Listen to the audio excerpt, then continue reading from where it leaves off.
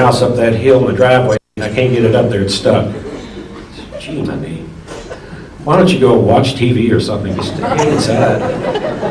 So I go over to work, and I get one of the vans, I go down there.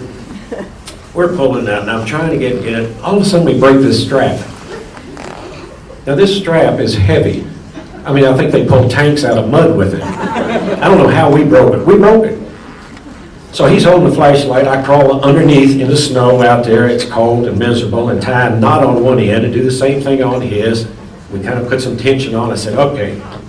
I said, just put it, don't put it in low gear, put it in just drive so it's a high-speed gear. I said, just, my second thought, just leave it neutral.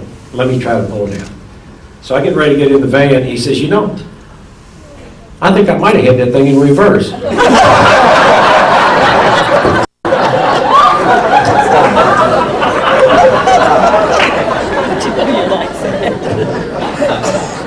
Never fails.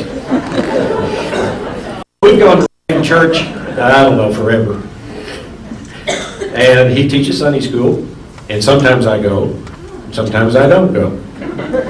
A couple of things he said a few years ago kind of stayed with me forever. And he picked them up from somebody, and I can't remember who. Might have been Paramahasa Yogananda, come to think of it. And that was the purpose of life. And he summed it up in 2 words: companionship and creativity. So when you stop to think about it for the next few weeks of what you do and who you do it with or whatever, it might come down to those 2 words.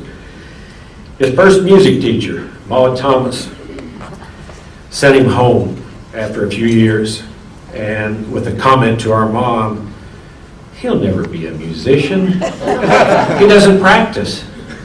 Never be a musician. So I've got a book here I found. I'm cleaning out a lot of junk. It's only $1.25, and that was back in 1948. How to Be a Band Leader by Paul Whiteman and Leslie Lieber. It says, do you want to be a band leader? I'm going to give that to him. I think he needs to read it. So I think he's done pretty well on the creativity part of life so far. And in sharing that creativity with thousands of musicians throughout the world with a dedication and commitment, that could only come from someone who does practice.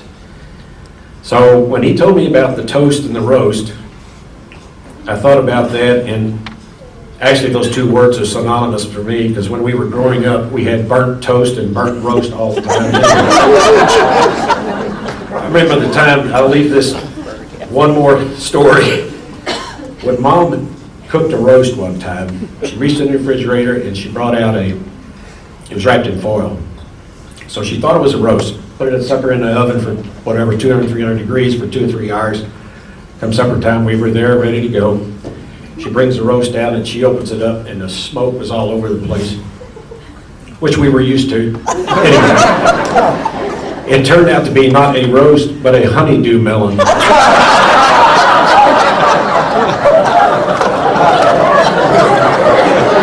I mean, it was nasty. It was all shriveled up down there. Oh, word. She had a knack or a talent or something for burning things every once in a while. And she always told us, a little carbon will never hurt you. So Mom has already given you the roast many years ago, and tonight I gladly give a toast to my big brother Jay.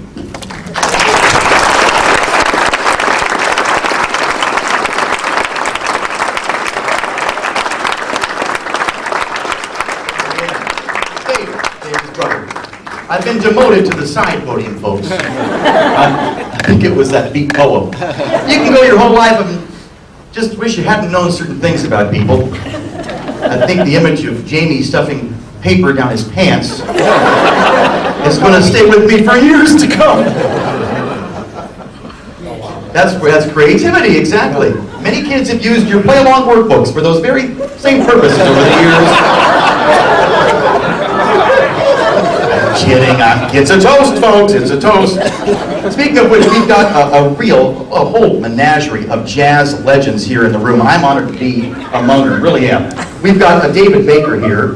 He, of course, his name alone really says it all. He has been honored with nominations for the Pulitzer Prize and the Grammy.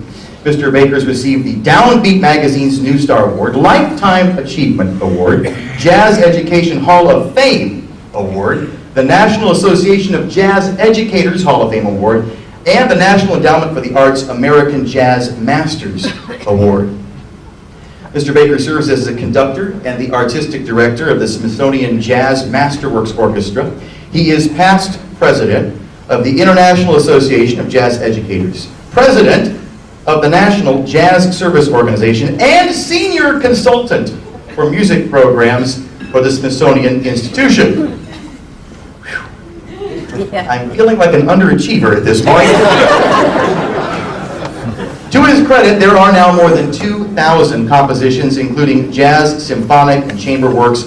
Other publications include 65 recordings, 70 books, and 400 articles. David is a distinguished professor of music at the School of Music, chair of the Department of Jazz Studies, and adjunct professor of the African American and African Studies Department at Indiana University. And in 2000...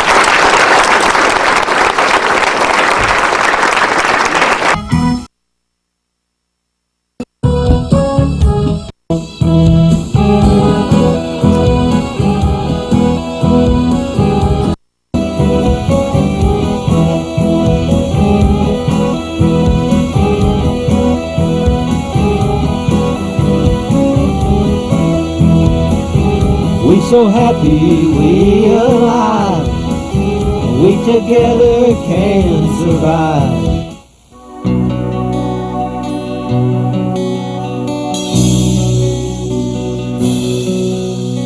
We are just a shell of another self, of another self.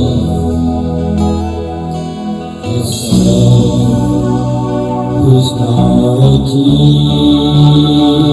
is to live and learn, let it be. But those we get trapped in, we're kind of get kind of thin. So we gaze through the understood, and in our hearts we hear. Oh.